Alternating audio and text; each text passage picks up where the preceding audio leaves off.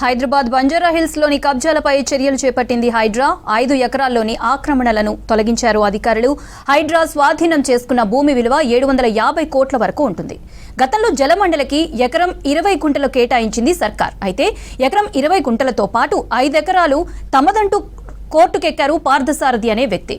చుట్టూ ఫెన్సింగ్ వేసి బౌన్సర్లతో పాటు కుక్కలతో కాపలా పెట్టారు. వివాదం కోర్టులో ఉండగానే మొత్తం 5 ఎకరాల భూమిలో షెడ్లు నిర్మిస్తున్నారు.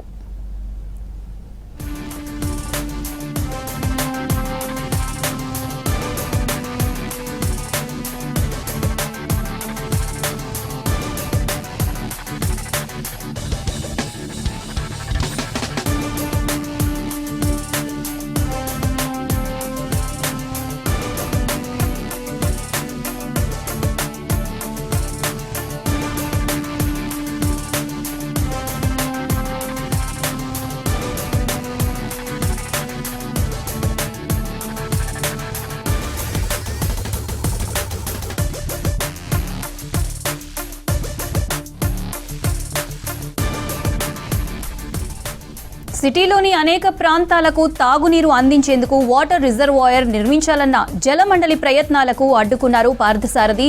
దీంతో పార్థసారథిపై బంజారాహిల్స్ పోలీస్ స్టేషన్లో 4 క్రిమినల్ కేసులు పెట్టారు రెవెన్యూ జలమండలి అధికారులు.